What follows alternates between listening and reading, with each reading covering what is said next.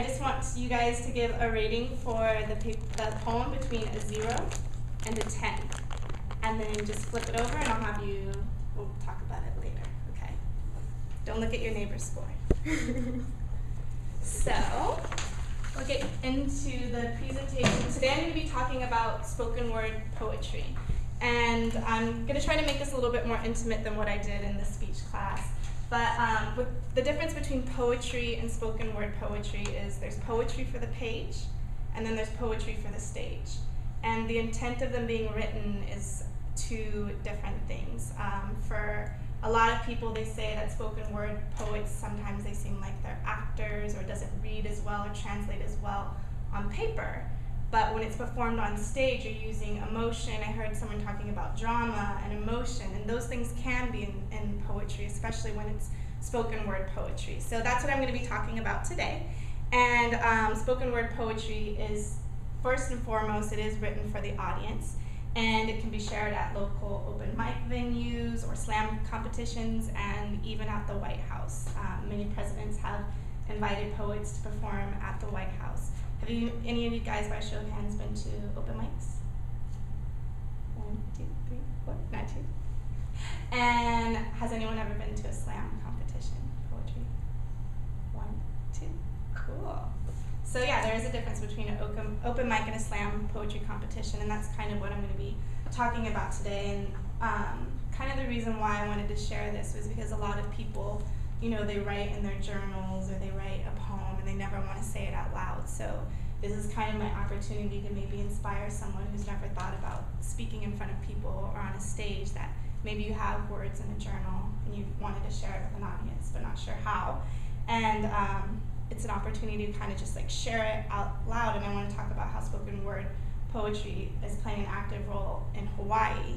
Not so much on Hawaii, but we're working on it. But just kind of the things that spoken word poets on Hawaii have done in the nation as a whole.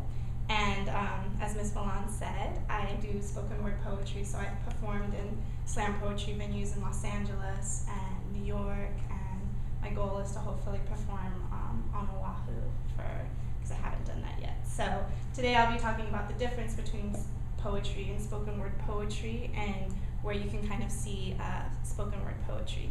So I'd actually like you guys to kind of tell me, sorry Ms. Milan, you know I like to move.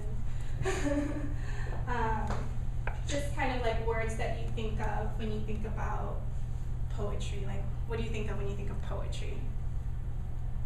Feeling, inspiration. Feeling, inspiration. Emotion, mostly. Emotion. It's hard because when I think of poetry, I think elegance. That's good. No, I like that. Yeah, elegance. Words beautifully connected together. Words beautifully connected Yeah, together. like a very rhythmic fashion. Yeah, rhythm. So, and that is actually in the dictionary what it says is that poetry is the art of rhythmical composition. And it can be written or spoken. But when it comes to spoken word poetry, then it becomes a performance art. So when you guys think of spoken word poetry, what are some things that pop into your head? It can be generalizations or your assumptions of what spoken word poets are, anything that comes to your head. You think of spoken word poetry, so not written in a book, but... Well, like you said, it's like, it reminds me a lot of acting and, you know, and yeah, that's the first thing that comes to mind. I would agree, acting and the way to describe it. Yeah, acting. It seems much more intense. Intense, yeah. Poetry. Probably stereotypical generalization. When I hear the word spoken word poetry, the first image that pops into my mind is someone in black with one of those beatnik caps at a Starbucks with some sort of coffee. Yeah, that's awesome. And there's actually even newer stereotypes of the spoken word poet now, which you'll probably kind of see, maybe you guys are more familiar with. That's definitely the old school spoken word poetry.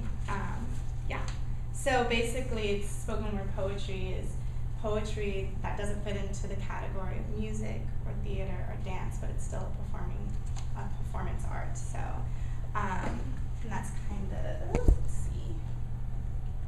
So that's poetry versus spoken word. Does anyone have a preference for poetry on the page versus poetry on the stage?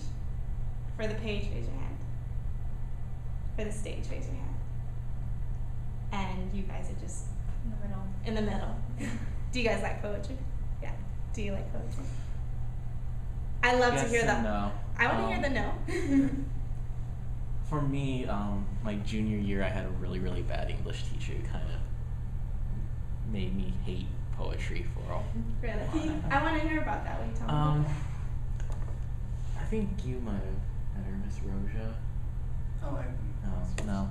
Well, she spent an entire unit on poetry, and she went into, you have these 10 different main types of poems, and you have to have this one overarching thing, and you have to write 10 custom poems unique to you and perform 5 of them in front of the class in an entire PowerPoint presentation. And a lot of us were thinking, you know what, some professional poets don't even write that much in a year, and Yeah. she wants us to write 10 of them in 2 weeks. Right. And so that kind of made me despise poetry for Right. quite some time. So it was because you had to do an abundance of poetry in a short time of time, and now it you're kind like of, I kind of got anti-poet. sick of it. Yeah. Cool. How did you feel about writing it? Oh, I despised it. Yeah. And have you written since?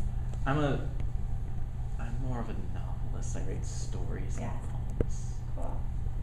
There's probably a poem I want to show you, a video later, because the thing with poetry is that it's so free and you can put yourself in any pocket for spoken word poetry. There are storytellers that all they do, it's almost like a monologue, and they're just telling a story of a character, and it almost sounds like it could be a prose, or you just take it straight from a book, and it's just, making it alive for the audience to feel, as well as the beautiful rhythmic things that you might find just in a book, and it's just very surreal and abstract, and you're like, what does this mean? But the words all sound so good together. But all of it live just really brings poetry alive. No matter how you write, you can make anything spoken word poetry. So it's interesting that you bring that up, because our next class, I think I'd like to play with something that maybe you've written novel-wise, and seeing how we can make that sound a little bit more alive. So, and this is someone writing on the page, and it's actually a poet here, Crash, and he does a lot of poetry scene out here that I've done with him. That's me. At Trees Lounge. So now I'm going to talk about Poetry Slam, and I know two of you have been to Poetry Slam? Yes. So for those who have not been to Poetry Slam, can you tell me what you think when you think of Poetry Slam? What do you I don't know. I would just imagine that it would be very,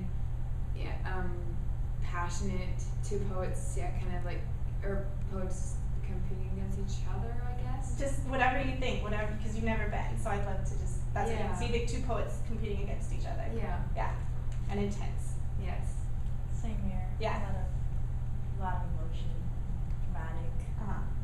Do you think two poets are on the stage at the same time, like battling against each other? Well, that's what I got from that picture right there. Oh, Yeah. sorry. I interrupted. Yeah, no worries. I don't think so. You don't think so? Yeah. Cool. I'll ask you guys later, since you've already been to a Poetry Slam. But actually, I would like to know where have you been on Kauai? Or Yeah, at our school we held poetry slams at Kauai High School. with Paul? Yeah. Klein? Yeah, he's very cool. Yeah. And did you perform? Yeah. Cool. And I you, just watched. yeah. Were you at the Kauai High one? Mhm. Yeah. Okay. Cool. Did they do judging scoring? Yeah. Yeah. Okay. So that's what we're going to talk about, to kind of give you guys a briefing on how the lowdown of Poetry Slam is. So I personally performed at some of the top Poetry Slam venues. This is the New Eureka Poets Cafe, and that's in New York City. And they've been hosting weekly slams since the 1970s. So they probably started with totally the beatniks and the berets and all black and smoking a cigarette. That was probably how it all started out, but it's changed a lot since then. And then this is Los Angeles. This is the Poetry Lounge, aka DPL, and it's been the longest weekly running slam poetry in Hollywood. And it's crazy, like how many people are just sitting on the floor around you just to listen to poetry. And the great thing about slam poetry competitions is everybody's there just to listen to poetry. So you're not going to hear coffee grinding in the background or bartenders, like putting change in the jars. Everyone's there to respect the art form, and every artist is respected when they're on the stage. So everyone's there just to listen to your work, which is, I think, very therapeutic in itself, as everyone's got their ears open and their eyes open to just see you perform.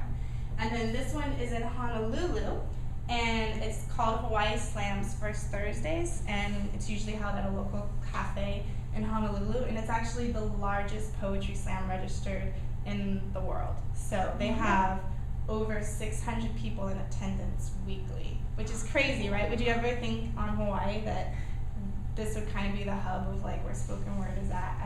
I didn't know that. So it's pretty cool, but it just shows how much that art form is needed everywhere. And so yeah, and that's Hawaii Slam First Thursdays.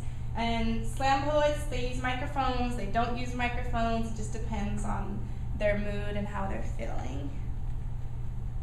And that's kind of a view. This is the one in Hawaii, and people just standing, sitting around.